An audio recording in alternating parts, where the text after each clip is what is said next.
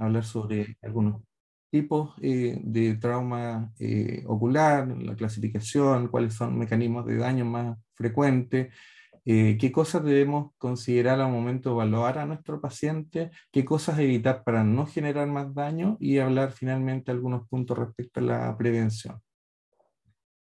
Entonces, ¿cómo definimos un poco el trauma ocular?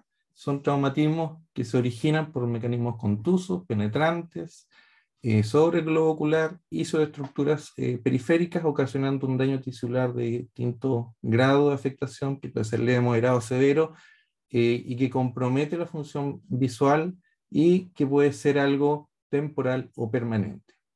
Y esto es súper relevante porque considerando que estamos frente a una noxa de un órgano tan vital como es la visión, es súper relevante por las secuelas que puede producir.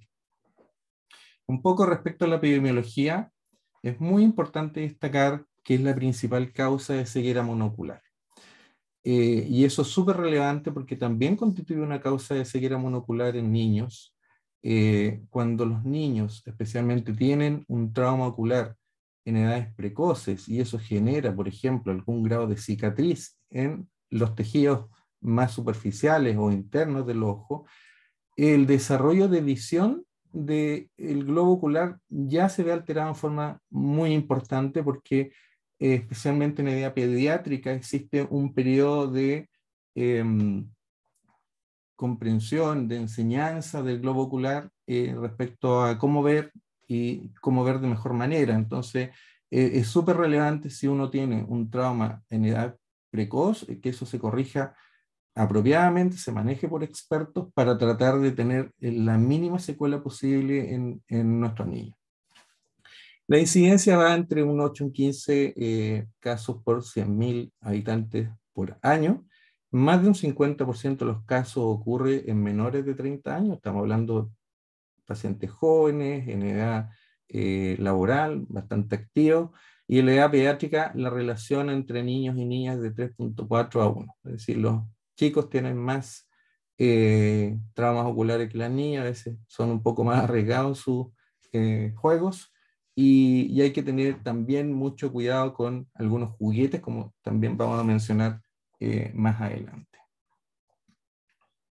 Entonces, respecto a qué noxas o cuáles son los tipos de trauma ocular que uno puede ver, bueno, puede ser por trauma de tipo mecánico, pueden ser contusos, pueden ser con elementos contundentes o punzantes, puede haber un daño térmico, tanto el frío como el calor, el fuego, digamos, la radiación ultravioleta, cuando que tomamos día a día, cuando no se toman las medidas apropiadas, especialmente cuando, por ejemplo, estamos expuestos a áreas de mayor reflectividad, como superficie del mar, como la nieve, y no tenemos el apropiado cuidado, o en el ambiente laboral, por ejemplo, con la soldadura al arco, y no se toman los debidos resguardos. Y el químico, que acá tenemos los álcalis y los ácidos dentro de los más frecuentes, considerando los álcalis son bastante más peligrosos, como vamos a ver posteriormente. En relación a manejo pronóstico, el manejo inicial es clave. Yo diría que especialmente en los traumas graves, por ejemplo con químicos, con álcalis, lo que sucede en los primeros minutos del manejo son los que van a marcar el pronóstico del paciente. Y por eso voy a dar énfasis en algunos puntos que me interesa que les quede muy claro, porque muchas veces el médico general, el médico que está en urgencia, es quien puede marcar un mejor o un peor pronóstico de un paciente que recibe una misma noxa. Cuando se analizan los registros de daño ocular de Estados Unidos, se ve que el trauma ocular tiene un peor pronóstico muchas veces en pacientes más añosos, cuando hay agresiones en asalto, accidentes automovilísticos que son de mayor energía, cuando hay caídas de altura y cuando hay armas de fuego. En relación a cómo clasificamos el trauma ocular, este puede ser cerrado, es decir, que el golpe o el trauma que recibe el globo ocular no logra romper las paredes, están todavía íntegras o puede producir una lesión parcial de la pared, y ahí está el trauma contuso o una contusión. y una laceración laminar, que quiere decir que hay un cierto grado como de penetración eventualmente por algún objeto que pudiese ser como punzante, pero que no logra comprometer el grosor completo de la pared del globo ocular. Y el cuerpo extraño superficial, que es probablemente uno de los más frecuentes que vemos en nuestra práctica clínica, por ejemplo, cuando hay una penetración de un elemento incandescente, cuando hay una persona que esté galleteando y queda una partícula incrustada en la córnea. Y el trauma abierto, que incluye al estallido ocular o rotura, la laceración, que ya habla de un compromiso del grosor completo de la pared del globo ocular, sea por ejemplo la córnea, sea la esclera, y puede producir una herida penetrante, que por ejemplo una herida penetrante corneal, que compromete todas las capas de la córnea, o una herida perforante que tiene un orificio, por ejemplo, de entrada y uno de salida en el globo ocular, por ejemplo, por un proyectil. Y siempre hay que pensar que un paciente que tuvo un trauma ocular abierto puede tener además un cuerpo extraño intraocular. Así que es súper importante muchas veces el apoyo con imágenes. Radiografía de órbita bilateral y en algunos casos, digamos, la tomografía si se dispone de ella. Dentro de la evaluación inicial es muy importante evaluar el tiempo transcurrido, porque mientras más horas tenemos, por ejemplo, de una lesión que esté abierta, obviamente el riesgo de infección es mayor y eso también va a empeorar el pronóstico de nuestros pacientes, mayor riesgo de infección, lo que nosotros denominamos una endoftalmitis, por ejemplo, cuando hay una inflamación intraocular, o, por ejemplo, si tiene una lesión en la superficie de la córnea por una incrustación de un cuerpo metálico en la córnea, si eso no se corrige más o menos dentro de los primeros días, horas del trauma, puede también producir mayor inflamación o una infección corneal o un absceso corneal. Y importante evaluar cuál fue el mecanismo del trauma, porque eso también nos orienta respecto también a la gravedad. Por ejemplo, el paciente que tiene una causticación en la superficie por álcali, nosotros sabemos que es mucho más grave que un ácido. Si hay, por ejemplo, un mecanismo de martilleo metal con metal, el riesgo de tener un cuerpo extraño intraocular o un trauma de mayor energía también es más alto. Siempre es importante, por supuesto, no olvidarnos del paciente, que estos, en general, traumas faciales son traumas de alta energía y no solamente el globo ocular puede estar comprometido, sino que también el sistema nervioso central. Por lo tanto, es muy importante ver cómo está la condición vital del paciente antes de darle mayor énfasis al tema ocular. Pero nunca olvidarse, obviamente, de él. Hemos tenido, por ejemplo, pacientes que han estado a veces 2 semanas hospitalizados en UCI, lo pasan después intermedio, y llaman al oftalmólogo, y me ha tocado ver, digamos, pacientes que 2 semanas después de tener, por ejemplo, un accidente automovilístico con eyección a través del parabrisas, está lleno de partículas o de vidrio en la superficie ocular, digamos. O sea, también es importante tener una comunicación más directa con el oftalmólogo. Y como les mencioné, hacer el descarte de cuerpos extraños intraoculares con el apoyo de imágenes, especialmente en los traumas abiertos y según también la orientación que nos dé la historia clínica. Solo a modo de recordatorio, saber que en la órbita está la fisura orbitaria superior, inferior, donde entran vasos importantes, nervios. En el reborde orbitario inferior, recordar el foramen infraorbitario, que también nos permite en algunos traumas contusos, por ejemplo, de alta energía en la parte anterior, saber que la pared medial y la pared inferior son las más delicadas, por decirlo de alguna manera, los puntos más débiles de la órbita, y si hay una fractura, por ejemplo, de piso, puede comprometer también la sensibilidad de ese sector por compromiso del infraorbitario. Entonces acá tenemos el globo ocular, en la córnea, el primer lente que tenemos derecho al frente, tenemos el iris, la pupila, el lente intraocular cristalino, que está sujeto por pequeñas fibras zonulares a la parte más periférica, hacia el sector acá está el cuerpo ciliar, y que eso mantiene centrado el lente intraocular. Y acá tenemos la córnea que llega, se comunica con la esclera, Tenemos la parte central, más importante, la retina, que es la mácula, que concentra la mayor cantidad de fotorreceptores, y la retina periférica, que nos da visión de campo periférico, y obviamente el nervio óptico, que transmite toda la información que recibe la retina y la comunica con el cerebro. Importante, por ejemplo, que traumas de alta energía, especialmente el sector superexterno de nuestra órbita, puede transmitir esa energía hacia la parte interna, hacia el nervio óptico, y producir, por ejemplo, una neuropatía óptica traumática que puede comprometer en forma muy importante la visión del paciente, incluso con visión cero, visión cuenta dedo, movimiento de mano, incluso no teniendo un gran daño del globo ocular en sí, la parte más anterior. Y tenemos algunas estructuras anexas, acá está la glándula lagrimal, que está en este sector, en la parte palpebral más superoexterna, que produce el componente acuoso de la lágrima. El borde palpebral es muy importante porque acaba el menisco lagrimal, y la lágrima es drenada por dos puntos lagrimales que están en la parte acá más medial de los párpados, superior e inferior, que tienen canalículos que se unen y llegan al saco lagrimal, que posteriormente a través del conducto lacrimonasal llega al meato inferior.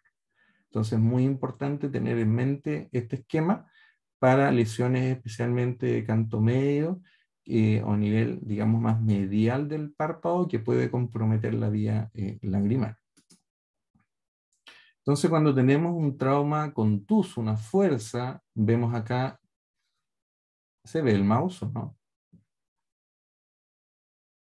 El mouse no aparece ¿No? ahora mismo en la pantalla, doctor. Ya. Bueno, acá a la imagen de la izquierda ven cómo a la derecha, perdón, cómo se comprime el globo, y por lo tanto se elongan, eh, disminuye, digamos, su diámetro anteroposterior, se elonga hacia los lados, y por lo tanto existe una serie de puntos débiles cuando existe un trauma de alta energía que puede producir lesiones oculares, como tanto en la parte anterior como posterior del globo ocular, produciendo ruptura en algunos sectores, o hemorragia o desplazamiento del lente intraocular. Por ejemplo, acá estos son los 7 anillos que se denominan, que son las áreas más débiles. Tenemos, por ejemplo, cuando se produce el golpe y se logra esta expansión brusca, se pueden producir roturas del esfínter iridiano, y produciendo esas pequeñas muescas que ven en el número 1. El número 2, que esta fuerza se elonga más a nivel de la periferia, produciendo disrupción o desgarro, digamos, de la base del iris, que está bastante vascularizado ese sector, produciendo lo que denominamos una iridodiálisis. Entonces puede, digamos, soltarse este sector del iris más periférico, generar sangramiento o ifema en la cámara anterior, y producir una zona como, entre comillas, neopupila, se ve un área más oscura también en ese sector que sufrió el daño o desgarro de la raíz del iris. Tenemos también daño en el número 3 a nivel del ángulo, es decir, donde se comunica iris con la parte más periférica de córnea, que es por donde fluye el líquido que circula dentro del ojo, el humor acuoso. También puede producir lesiones a ese nivel, y también a nivel un poco más posterior, que se denomina ciclodiálisis, a nivel como de plano más como escleral, separado con tejido uveal, y puede producirse también desgarro a ese nivel. También puede producirse rotura de las zónulas que mantienen al lente intraocular centrado, al cristalino, o si un paciente ha sido operado de catarata y tiene un implante de lente intraocular en ese saquito, también se puede dislocar, inclinar o incluso desplazar completamente hacia la parte anterior o posterior del globo ocular. Y también pueden producirse, por supuesto, estas lesiones a nivel de la retina, produciendo rupturas de retina periférica, y no solucionando ese tema también se puede producir, por supuesto, un desprendimiento de retina. Y ya en los traumas de mucha energía, obviamente una de las áreas más débiles del globo ocular son el área cercana a las inserciones de los músculos extraoculares, donde se puede producir una ruptura del globo ocular o un estallido del globo. Entonces es importante recordar que el trauma ocular grave es una patología GES, por lo tanto hay posibilidades de evaluación dentro de las primeras 12 horas desde que estamos sospechando un trauma ocular grave y de tratamiento entre las primeras 60 horas. Entonces, ¿qué se define? Esto está publicado, lo pueden ver a través del MinSal, o yo les puedo mandar el link respecto a guías de trauma ocular severo por GES, pero más o menos mencionarles estas distintas lesiones que constituyen un trauma ocular severo. La herida penetrante ocular, herida penetrante con cuerpo extraño intraocular, herida perforante, rotura ocular o estallido, las contusiones graves de tanto el globo como el tejido orbitario, y está el ifema, el desprendimiento retinotraumático, cauticaciones graves grados 3 y 4, que básicamente uno las puede diferenciar cuando tenemos el historial, digamos, de una cauticación con un químico, por ejemplo un álcalis, y no logramos definir o ver a través de la córnea el detalle del iris. Eso ya nos orienta a un grado 3 al menos. Cuando la córnea está completamente opaca, equivale a un grado 4. La laceración conjuntival mayor de 1 centímetro, o cuando tenemos una sospecha de una herida penetrante ocular, por ejemplo, un hematoma en 360 grados de la conjuntiva, que no nos permite examinar en forma apropiada, nos debe hacer pensar que pudiese haber alguna lesión más grave ahí en la parte más escleral o corneal. La laceración corneal, la catarata traumática, la endoftalmitis traumática, úlcera corneal de origen traumático, la fractura orbitaria, herida palpebral con compromiso de la vía del borde libre, eso es importante también, y otras lesiones que también son internas y que pueden constituir un trauma ocular grave. Entonces, cuando evaluamos al paciente con trauma ocular, es importante, y yo diría muy importante, el tema de la anamnesis, porque nos orienta un poco al mecanismo. Si está martillando metal con metal, pensar en que puede haber un cuerpo extraño intraocular por la alta energía y partículas muy pequeñas que se pueden incrustar en el globo. Tratar de diferenciar si esto es un trauma abierto o cerrado, si es contuso penetrante. La visión es un factor predictor de pronóstico. Es muy importante evaluar la visión, y eso se evalúa con cartillas de Schnellen que están disponibles en la mayoría de los centros de atención primaria, debiesen estar disponibles, y cuando no se logra ver la letra más grande, que es la E, empezamos, por ejemplo, a mostrar dedos, si cuenta o no cuenta dedos a corta distancia, si no ve dedos, movimiento de mano, si percibe o no percibe movimiento de mano, y después la luz, si percibe o no percibe luz con el ojo con el trauma. Siempre hay que evaluar agudeza visual por cada ojo en forma separada, ocluyendo de buena manera el ojo contralateral. Dolor es obviamente algo que nos orienta, por ejemplo, dolor y fotofobia en un paciente que no tiene un gran ojo rojo, pues podríamos pensar en que fue algún cuerpo extraño que está incrustado, por ejemplo, en la córnea. La córnea es el tejido más inervado de nuestro cuerpo, por lo tanto cualquier pequeña lesión genera bastantes síntomas, dolor y fotofobia básicamente. Secreción, si hay prurito, por ejemplo, y enrojecimiento, el paciente tiene historia de alergia, eso no puede ser claramente una alergia, no tiene nada que ver con el trauma, pero siempre tenemos que buscar otro signo, obviamente, dentro de nuestro examen de gravedad. Un paciente que recibe, por ejemplo, un golpe contuso con un puño en la órbita y tiene visión doble, nos debe hacer pensar, por ejemplo, que pudiese tener alguna fractura de piso. Debemos tocar el reborde, ver si existe algún resalte, ver si existe algún grado de enfisema en la piel, o sea, si suenan como pequeñas crepitaciones cuando estamos comprimiendo. Eso nos puede orientar que puede haber una comunicación con la vía aérea, por ejemplo, el seno maxilar. Y diplopia puede estar orientado en el sentido de que el paciente, por ejemplo, producto del golpe, tiene un atrapamiento del músculo recto inferior y no puede mirar hacia arriba cuando realizamos la evaluación de la oculomotilidad. Entopsia y fotopsia siempre es bueno también preguntar. Entopsia es ver, por ejemplo, algo negro que se mueve con los movimientos del globo ocular. Por ejemplo, en un trauma mayor energía puede ser algo de sangre en la cavidad vítrea, puede dar entopsia. Fotopsia es cuando hay un destello de luz que es percibido. La retina no duele, lo único que hace es transmitir un estímulo de luz, por lo tanto, si hay algún grado de tracción de la retina, eso genera un destello de luz o una fotopsia. Entonces, es importante que el médico oftalmólogo descarte que en ese proceso de tracción o tironeo de la retina no se haya generado algún pequeño orificio o desgarro de la retina a través del cual se puede producir un desprendimiento de la retina, que es una patología ya mayor y que puede obviamente perder también la visión del paciente si no se maneja en forma apropiada.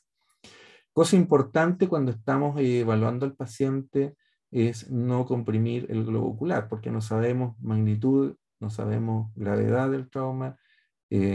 Muchas veces, producto del mismo golpe, el párpado llega bastante dematoso y es a veces difícil incluso lograr abrir el párpado producto del edema. Así que debemos ser muy cuidadosos en las maniobras que estamos realizando, porque si tiene un trauma ocular abierto, por ejemplo, y estamos comprimiendo además el globo ocular, obviamente que tenemos el riesgo de que el contenido ocular salga a través del orificio.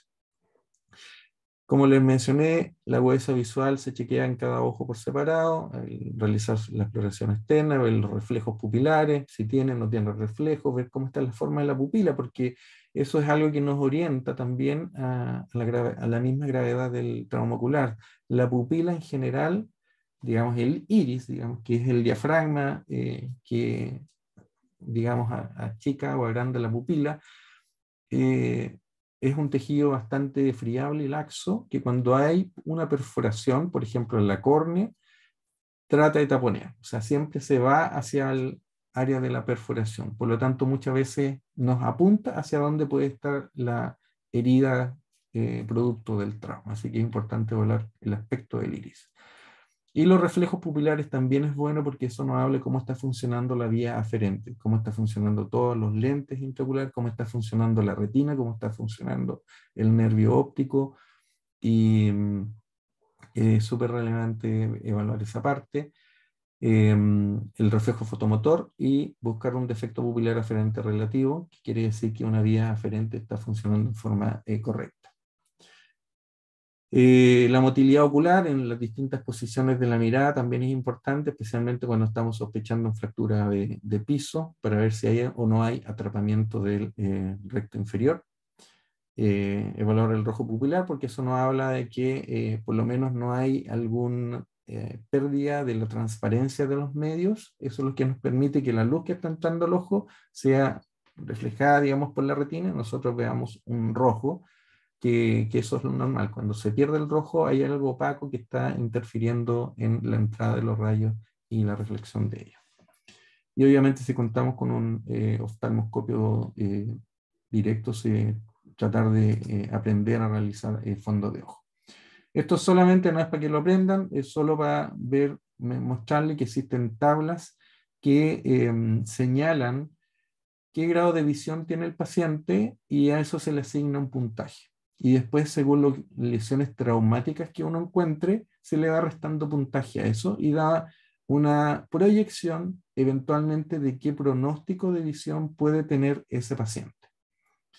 Por ejemplo, un paciente que ingresa con no proyección de luz, se le asignan 60 puntos y se le empieza a restar a esos 60 si el paciente objetivamos, por ejemplo, que tiene una ruptura del globo, o que tiene un daño perforante, o que tiene un desprendimiento de retina, o que tiene una alteración del reflejo de la pupila, un defecto pupilar aferente relativo, y ahí le vamos restando estos puntos y nos da un score que nos permite clasificarlo en cuanto a gravedad y hacer una proyección de qué visión potencialmente puede tener ese paciente en un seguimiento a 6 meses. Por ejemplo, cuando hay un score de 0,44, la posibilidad de que este paciente tenga una visión mayor o igual a 20/40 es de un 1%. O sea, eso nos habla claramente entonces del pronóstico. Pacientes que llegan con muy buenas visiones, obviamente que van a tener mejores pronósticos visuales en los 6 meses de seguimiento. Entonces, cuando tener ahí la banderita roja, cuando acordarse de que realmente es importante poner mayor ojo, cuando hay una visión borrosa aguda, cuando hay evidencias, obviamente, del sitio de ruptura, cuando hay hipotonía del globo ocular, que tú ves que el ojo como que se colapsa solo, solo con verlo, Cuando hay una cámara, diferencia en cámara anterior, cuando uno compara con el ojo contralateral, cuando se ve, por ejemplo, una cámara más profunda, una cámara muy estrecha, se puede ayudar uno con iluminación de una linterna desde el costado, nos da una pequeña sombra hacia la cámara anterior y podemos comparar los dos ojos. Si hay ifema, por ejemplo, que es sangre en cámara anterior, eso ya no habla de un trauma más de energía. Si hay, obviamente, inerción del contenido ocular, ya está más que claro. Y también cuando hay alteración de los reflejos populares. Entonces vamos a ver algunos casitos clínicos. Esto es una de las cosas que vemos con mayor frecuencia en práctica, que son estos cuerpos extraños, incandescentes, que se incrustan en la córnea, a veces en la conjuntiva incluso, y que molestan mucho.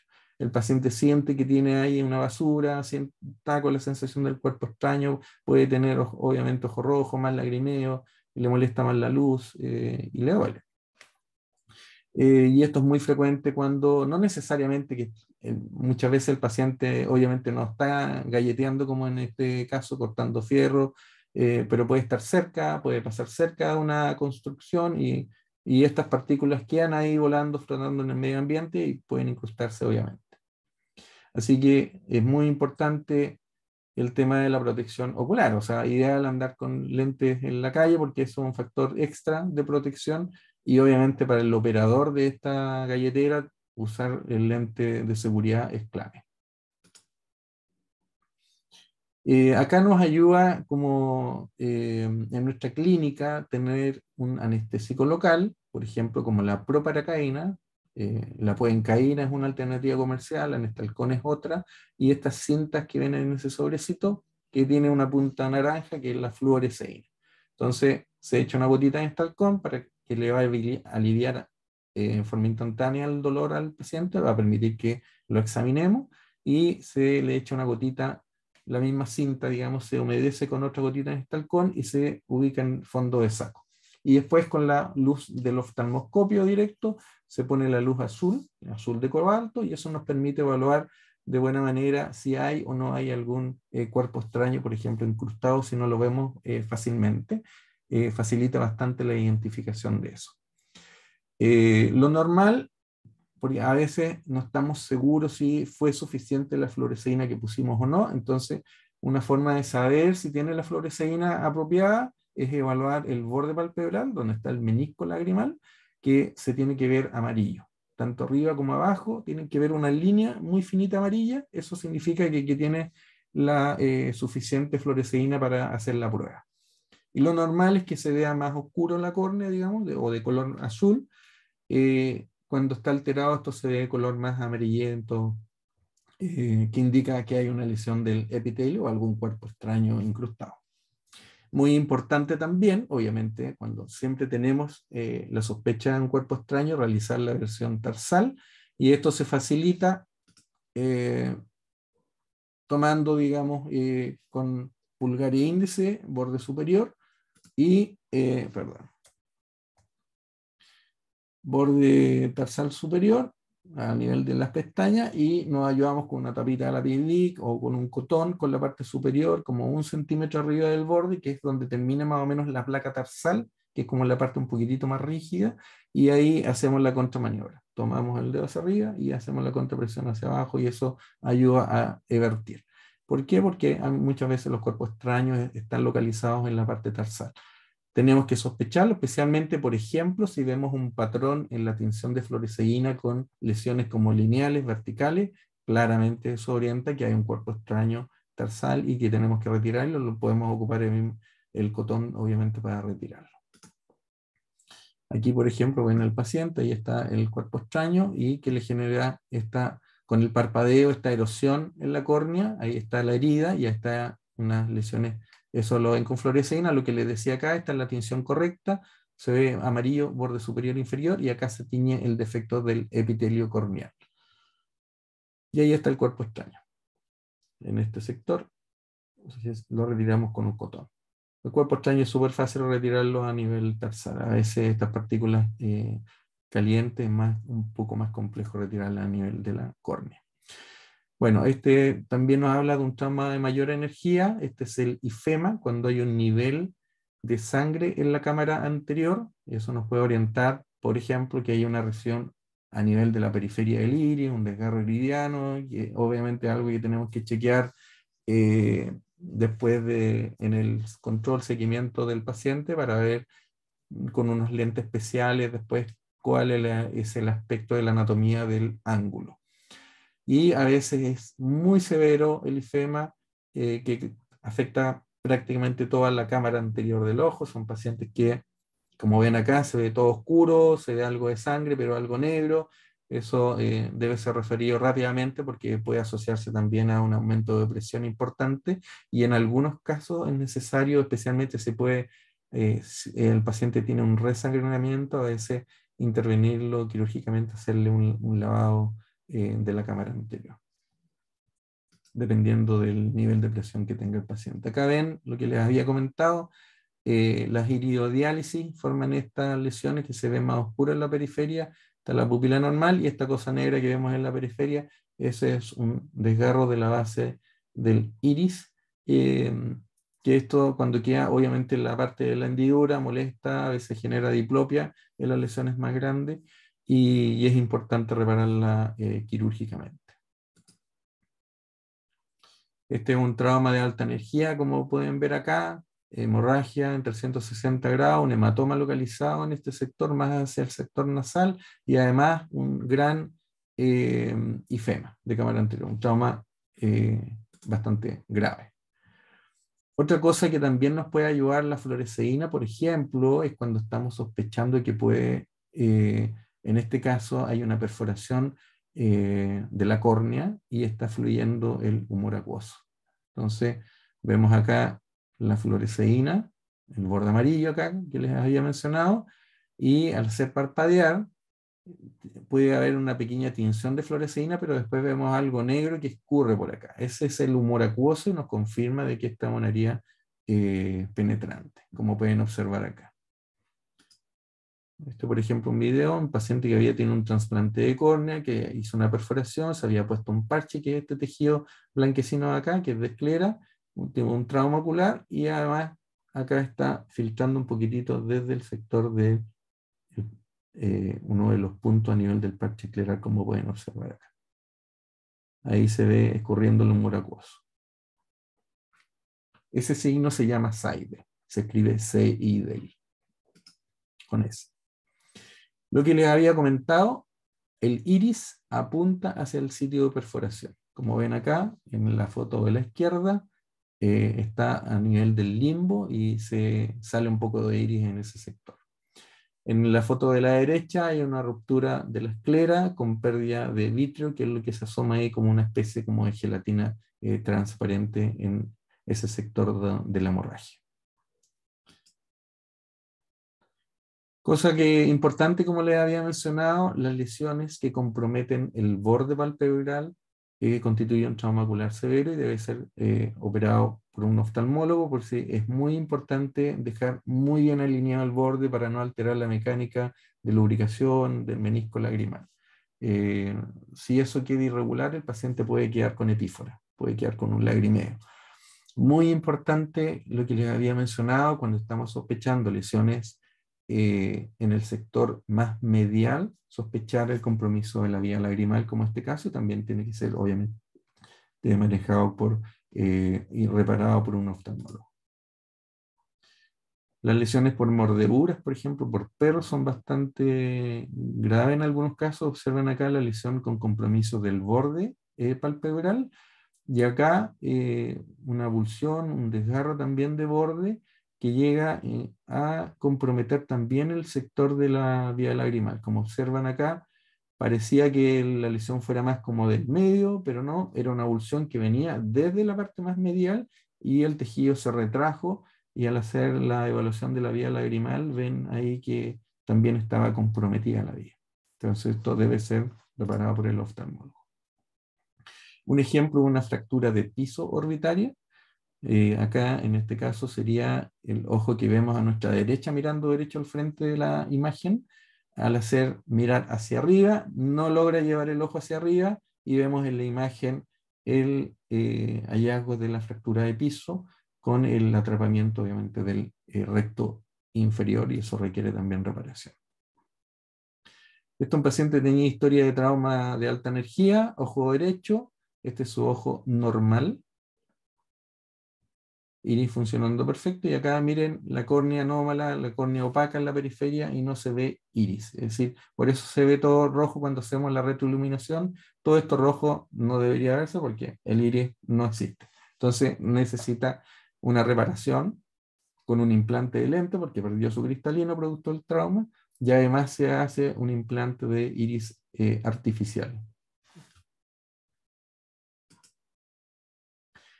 Sin duda que una de las cosas que quiero destacar acá es, y que yo creo que una de las cosas que constituye una real emergencia, especialmente en atención primaria, es el manejo de un paciente con una quemadura química y especialmente cuando es con un álcali.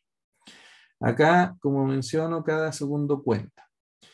Si el paciente recibe una causticación con un álcali alto concentrado, no tiene el manejo apropiado de irrigación, con lo que se tenga a mano, con agua, con cualquier cosa, si no se diluye eso, el álcali tiene la capacidad para penetrar rápidamente las capas del ojo y puede producir perforación de córnea, perforación de esclera, o sea, puede producir un desastre.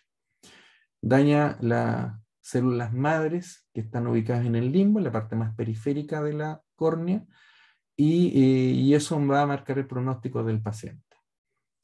Por otro lado, los pacientes que tienen ácido, quemaduras químicas por ácido, el ácido denatura las proteínas, por lo tanto crea como una especie de barrera que hace que impida la mayor penetración del químico. Y por eso hago la diferencia entre álcalis y ácidos. Puede obviamente generar también una quemadura importante el ácido, pero mucho más graves son las que vemos con álcalis, por ejemplo la soda cáustica. Entonces acá el manejo debe ser inmediato. Si sabemos, tenemos la historia de que entró soda cáustica, antes de tomar cualquier historia, debemos ver al paciente, hacer el examen, digamos, a nivel macro, ver si por lo menos el globo está rojo, está blanco, da lo mismo ahí, hay que irrigar constantemente agua, por eso al menos cuando esto se maneja en obra, por ejemplo, existen protocolos bien establecidos, a veces soluciones que tratan de neutralizar rápidamente el químico, pero estos accidentes ocurren en casa, entonces muchas veces existen numerosos productos de aseo que contienen algunos álcalis y es muy importante educar a la población que lo primero que tiene que hacer es irrigar constantemente durante idealmente al menos 15-20 minutos mínimo antes de irse al servicio de urgencia para recibir además una revisión, un nuevo lavado con solución fisiológica, BSS, y revisando además los fondos de saco, porque muchas veces quedan partículas en los fondos de saco, por ejemplo, cuando hay cal, cuando hay partículas de cemento, que forman pequeñas piedrecillas que quedan incrustadas en el fondo de saco y eso sigue produciendo la quemadura. Me ha tocado casos de pacientes que llegan a la semana después de haber sido manejados y llegan aún con partículas. Entonces hay que hacer una muy buena revisión, sacar todas estas partículas y tomándolo como que no se ha hecho nada previamente. ¿Y por qué esto es tan importante? Porque esto va a marcar el pronóstico futuro del paciente, como les voy a mostrar más adelante. Acá tenemos un paciente, tuvo una quemadura, un químico, y observan acá, se ve enrojecido, puede ser un leve edema, a veces pequeñas lesiones en la córnea, a veces también si teñimos con fluoresceína se puede teñir también la conjuntiva, porque puede producirse una erosión conjuntival, pero también vemos esto a futuro. Paciente que sufrió una quemadura con álcali, que tuvo una destrucción de toda la parte anterior, que tuvo una muerte de las células madre de la córnea, que son las que constantemente están renovando las células que forman la primera capa de la córnea, y todo esto se conjuntivaliza, se vasculariza, se pierde la transparencia de la córnea y obviamente el paciente no ve nada. Esto es importante cuando estamos evaluando a un paciente con una quemadura química. ¿Cuál es el factor pronóstico más importante inmediatamente después de una causticación. Si vemos a este paciente, por ejemplo, el que tenga el ojo rojo, el que tenga un defecto en el epitelio de la córnea, o sea, que tiña, por ejemplo, una pequeña herida en la córnea, que tenga quemosis, que es cuando se acumula como una especie como de edema en la conjuntiva, o que se observe una isquemia limbar, es decir, que se vea como un ojo más blanco en el sector cercano a la córnea.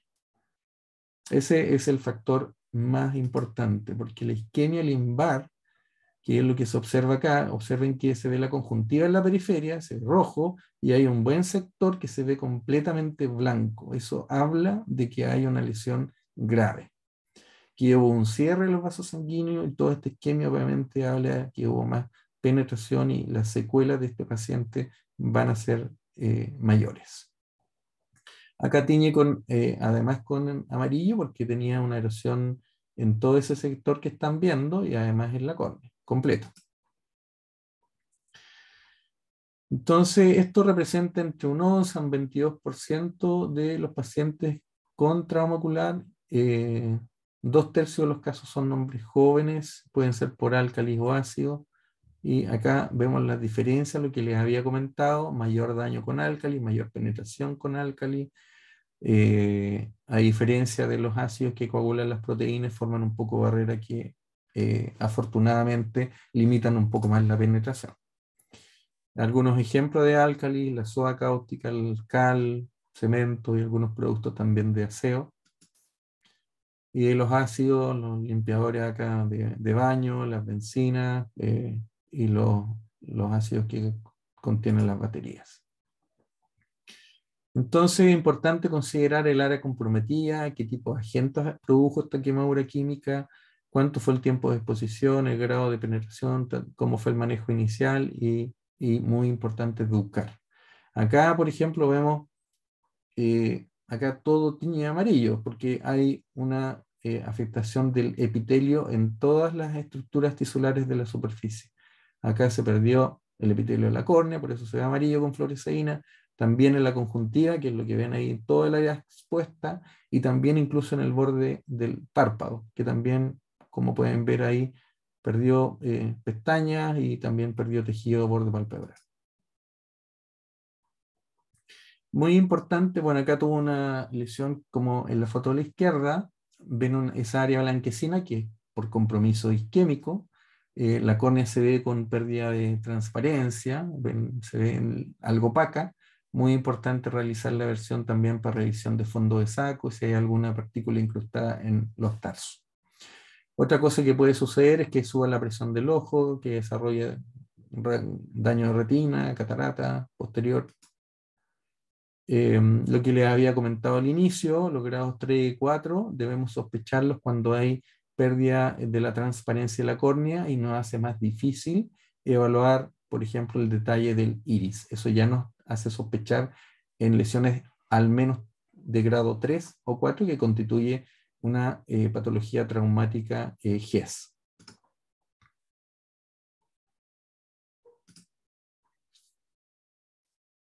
Paciente con causticación, observan acá, se ven a la lámpara de hendidura algunos cierres de los vasos y al teñirlo con fluoresceína se ve la pérdida del epitelio en ese sector, en la córnea y también en la conjuntiva. Ahí pueden ver a mayor magnificación cómo disminuye el flujo de los vasos sanguíneos cercanos al limbo. Y ahí está con la tinción también con la fluoresceína y la luz azul de cobalto que permite verlo de mejor manera. Ahí está el defecto del epitelio en la córnea y también tiñe la conjuntiva. Entonces, lo que les decía, lo más importante: irrigación, revisar tarso y fondo de saco. Una cosa que es muy importante y que también ojalá se queden con esto. Hemos visto que muchas veces en algunos servicios de urgencia, cuando ocupa una gotita el paciente, se la entregan al paciente. Esto es lo único que no tienen que entregar: la gotita del anestésico. ¿Por qué? Porque el paciente siente un alivio inmediato del dolor con esta gotita, sea Nestalcón, sea proparacaína. ¿Y qué es lo que genera esto en la práctica? El bloqueo del dolor genera también una atrofia del sistema nervioso de la córnea, que es vital para que se genere la renovación de células que constituye, por ejemplo, la primera capa del epitelio, que es del epitelio corneal, la córnea, y por lo tanto estamos yendo en contra de ese estímulo. El paciente puede tener pérdida de epitelio, el paciente puede tener adelgazamiento de la córnea y el paciente puede tener incluso una perforación corneal, producto de un abuso de anestésico. Así que esto yo de hecho también he visto recetas con anestalcón, al alivio del dolor, y el paciente lo pide, por favor, deme esto que me hizo tan bien. Así que eso me gustaría que quede muy claro. Esto no puede ser de manejo del paciente, es algo, una herramienta súper importante con la cual nosotros debemos contar en el servicio de urgencia para la atención de urgencia. Entonces, dentro de lo que se puede utilizar para irrigar agua, si lo que tengan a mano, la única desventaja es que es un poco hipotónica, puede producir un poquito de edema en la córnea, pero da lo mismo, porque acá queremos diluir rápidamente el tóxico. BSS o solución fisiológica también funciona, y estas soluciones anfotéricas como el difoterine, que se utiliza ya en ambientes más como setting laboral, eh, también ayuda a estabilizar rápidamente el pH. Existen muchos métodos acá, en realidad aplicar directamente de la llave del agua, da lo mismo, aplicar con un suero, con una bajada de suero, aplicarlo directamente, irrigando constantemente, es como lo más práctico. Acá hay ya algo más trabajado, este lente de Morgan, pero una simple bajada de suero también funciona. Así que solamente irrigan constantemente, idealmente 20-30 minutos, idealmente, poniendo solamente un riñón en el costado para estar recambiando la mecánica de irrigación. También pueden usar jeringas de alto cilindraje. Esta es la solución del difoterine, que se aplica, en general se aplica entre 500 ml a 1 litro en la etapa aguda, que neutraliza también rápidamente el pH. Y acá otro ejemplo de la solución, cómo se aplica: solo se rota, se pone en posición mirando hacia arriba o también incluso mirando hacia abajo.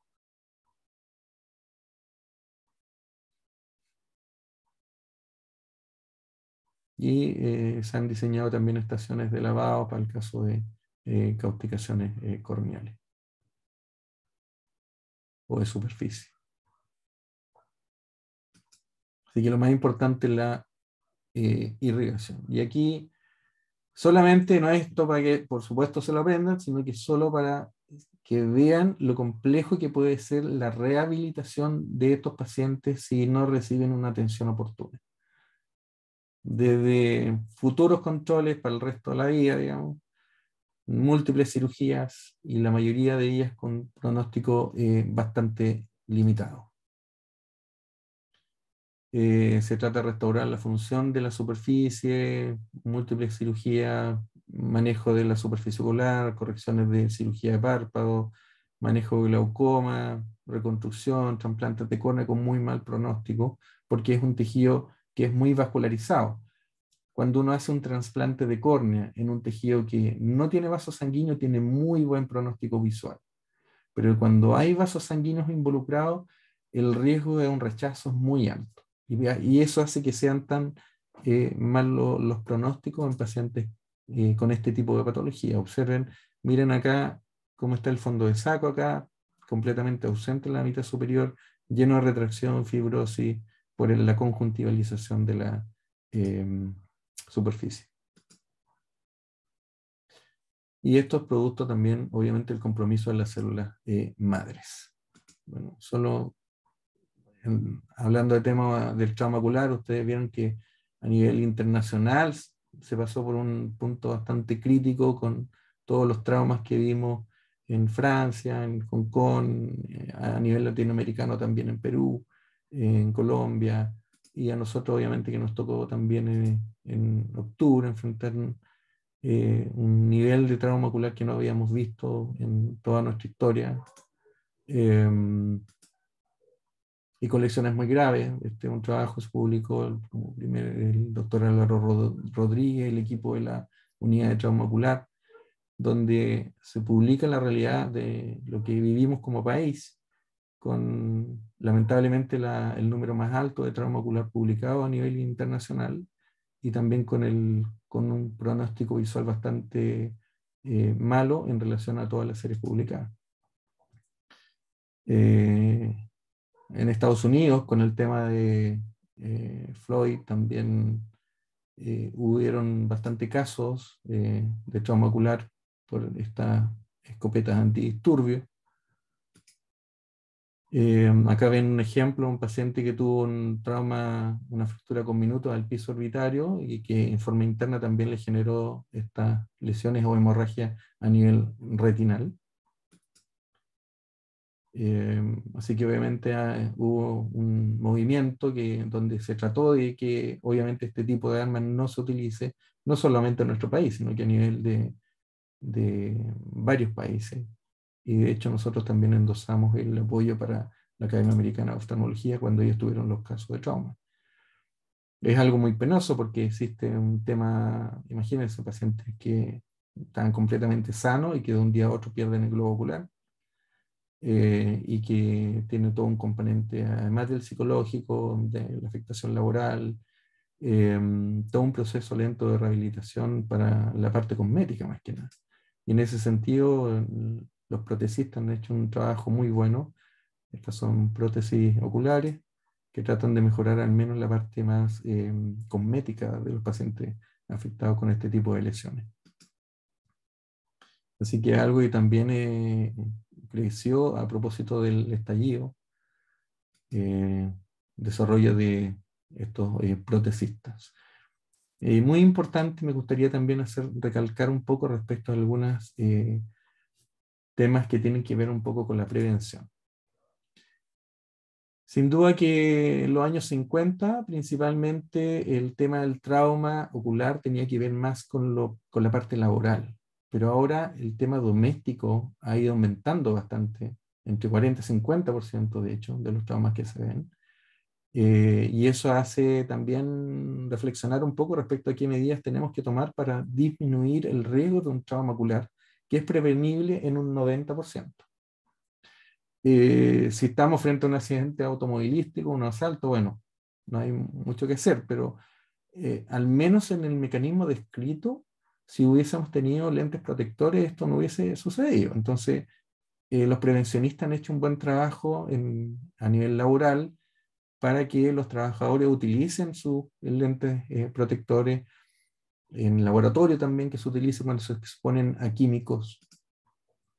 En el tema de la soldadura, que estén cambiando también las placas de protección, y a nivel laboral, por ejemplo, los dentistas, en general cualquier persona que manipula una herramienta que puede generar algún grado de aerosol o liberación de partículas, debe utilizar la protección ocular. Y obviamente también en nuestro medio. Si manejamos productos de aseo que sabemos que contienen álcali, tenemos que hacerlo con protección ocular, con nuestras antiparras.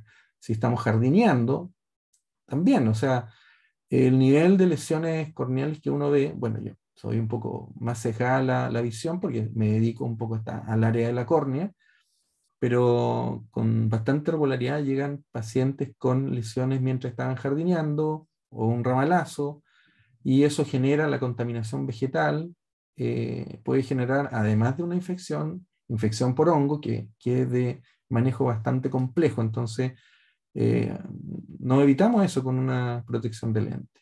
Cuidarnos del sol, obviamente, es importante la radiación ultravioleta, especialmente cuando subimos a montaña, a la nieve. Es clave tener una buena protección con lentes para UV. Con el tema del eclipse hicimos campañas porque también vimos lesiones oculares a nivel de la mácula por visualizaciones en muy cortito tiempo del eclipse sin una protección adecuada. Así que es importante. Y hasta situaciones como miran a Novak Djokovic, lo que pudo haber pasado. Terminó de un torneo feliz, campeón, pero ¿qué hubiese pasado si ese corcho hubiese llegado unos milímetros más atrás? O sea, un desastre. Hay numerosos papers publicados con traumas oculares debidos a descorches fumantes. Como vieron ahí, realmente fue afortunado de no haber sido una situación bastante trágica para este gran deportista.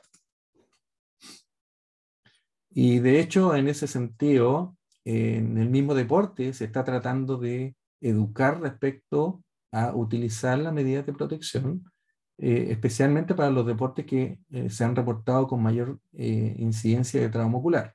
Y dentro de ellos lidera el básquetbol, el béisbol y también el paintball.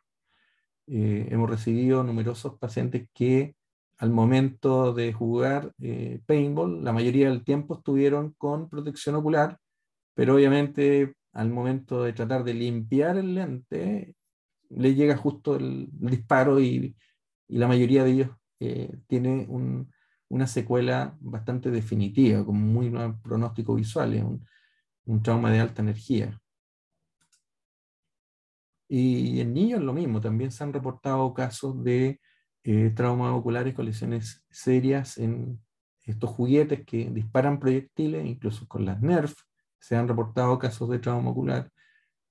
Así que hay que ser cuidadosos al momento de seleccionar nuestros regalos a nuestros niños.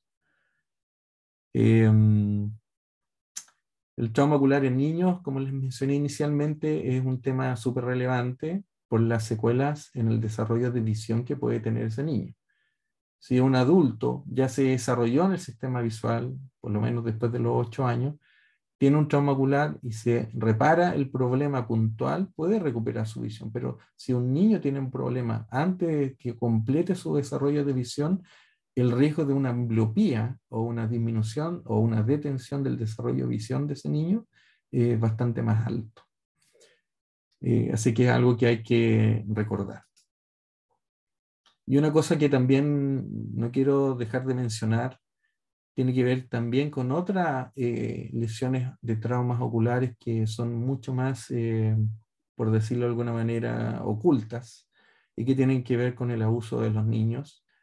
Se reportan en Estados Unidos entre 1.200 y 1.400 infantes que tienen, son abusados o que tienen este síndrome de niño sacudido. En general uno lo ve en niños menores de 3 años, la mayoría de ellos menores de 1 año. Mientras menor edad, el pronóstico muchas veces es peor y básicamente se produce porque al sacudir al niño, como tiene su cabeza, digamos, la mayor parte de su cuerpo prácticamente en proporciones de cabeza, y tienen un músculo cervical bastante débil que muchas veces genera este movimiento anterior y posterior muy rápido y agitado. Ese desplazamiento puede producir rotura de puentes vasculares intracerebrales y también eso ocurre a nivel retinal. Se piensa que puede haber de alguna manera tracción del vitrio en sector de retina y esa tracción vitrio-retinal también puede generar el desarrollo de múltiples hemorragias retinales. Y en ese sentido, es súper importante que cuando nosotros estamos sospechando que pudiese haber un abuso, solicitar un examen oftalmológico, porque esto es diagnóstico. No hay otra alteración que genere lo que uno puede ver al fondo de ojo de los bebés. Esto es único de este síndrome y por eso es tan importante solicitar la evaluación. Yo recuerdo, he visto por lo menos dos guaguitas que tuvieron este síndrome y fue súper penoso porque habían tenido al menos 3 consultas en urgencia y de hecho tenían una hospitalizaciones previas por síndrome convulsivo, había estado en tratamiento, y había tenido al menos 3 consultas en un periodo de 3-4 meses más o menos, y en la tercera consulta llega con un síndrome convulsivo. Se hospitaliza, se solicita estudio, dentro de ello el estudio oftalmológico, me tocó verla, y efectivamente tenía hemorragias retinales bilaterales difusas, y no me quedo duda de que esto corresponde al síndrome de niño sacudido. Después se le hizo un estudio completo y se empezaron a encontrar obviamente fracturas de arcos costales posteriores, que es lo más frecuente de ver, y de extremidades. Entonces, en este caso puntualmente eran papás cocainómanos, el papá que era el agresor, y por lo tanto debemos tener este índice de sospecha frente a pacientes que entran con estadios medio soporosos, especialmente niños menores de 3 años o niños con estatus convulsivo. No cuesta nada hacer un fondo de ojo, y esto es lo que uno ve en general en el fondo. Acá pueden observar en la parte superior, ojo izquierdo, a la izquierda ven el fondo de ojo normal, a la derecha la de un bebé con este síndrome de niño sacudido, y abajo ven el ojo derecho con el mismo aspecto del ojo derecho lleno de hemorragia, con hemorragia retinal en distintas partes de la retina, son prerretinales, intrarretinales o subretinales. Y esto sin duda que puede marcar un pronóstico del paciente. 1/3 de los pacientes que tienen este síndrome se mueren, 1/3 queda con secuelas muy graves, y 1/3 logra rehabilitarse, visualmente hablando, digamos. Así que básicamente eso es lo que les quería transmitir. Consideren recordar que el trauma ocular es una causa de ceguera importante monocular. Tener la bandera roja dependiendo del mecanismo, cuál es el agente. Siempre recordar que el tema de una cauticación por álcali debe tener un manejo muy rápido y irrigando con lo que tengamos a mano. Y es súper importante también que eduquemos a nuestros pacientes para evitar este tipo de ceguera, que es tan prevenible, como les mencioné, un 90%. También les quiero comentar que pueden bajar esta guía que trabajamos con la Sociedad Chilena de Oftalmología del 2018, que está disponible. Yo les puedo mandar el link, donde habla de la patología visual en adultos, con el foco de la atención a nivel de atención primaria. Así que ahí también hay un pequeño capítulo que tiene que ver respecto al tema del trauma ocular. Eso. No sé, Abdías, si Sí, doctor. hay alguna Aquí estamos. consulta. Bueno, primero que nada agradecerle por su presentación. En lo personal yo la encontré muy ilustrativa. Siempre es de agradecer tener como los videos, las imágenes para poder irse guiando un poco también con algunos términos. Pero excelente presentación y muchísimas gracias también por su tiempo y por haberla preparado para el curso del día de hoy. Bueno, sí, en cuanto a las preguntas, hay algunas preguntas en el chat, son 6. Pero por temas de tiempo vamos a responder las primeras 3 preguntas que se encuentran en el chat, y doctor, yo le iba a solicitar que las otras que quedarían, las otras 3 las podría por favor responder por escrito, y porque ya se encuentra también la doctora Pilar aquí en la sesión para continuar con la siguiente sesión. Entonces, las primeras 3 preguntas, la primera dice, ¿en cuánto tiempo se desarrollaría una endoftalmitis luego de un trauma ocular? Mira, es una bien buena pregunta. Y eso es variable. Es variable porque depende de la contaminación, del tamaño de la herida. En general, la endoftalmitis uno las ve dentro de la primera semana. Pero también existen algunos gérmenes que son menos, por decirlo así, patogénicos, y puede uno ver también una endoftalmitis más lenta. Pero en general yo te diría, asociado a trauma ocular, son bastante rápidos, o sea, uno lo ve dentro de los primeros días. Entonces, si tenemos la certeza, por ejemplo, de que hay un trauma ocular abierto, la recomendación obviamente es referirlo rápidamente. Tenemos a nivel, el Centro de Referencia Nacional de Trauma en la unidad de trauma ocular de la UTO del Hospital del Salvador. Bueno, si están regiones, obviamente los hospitales regionales también tienen sus servicios de oftalmología para confirmar el grado de severidad, y ellos realizarán la derivación si es pertinente. Pero lo que se puede hacer ahí, aparte de dejar al paciente con régimen cero, porque va a requerir una intervención quirúrgica con anestesia general, si estamos hablando de un trauma abierto, solicitar exámenes preoperatorios, pedir radiografía de órbita, si eso sale rápido, API lateral, y partir con solamente,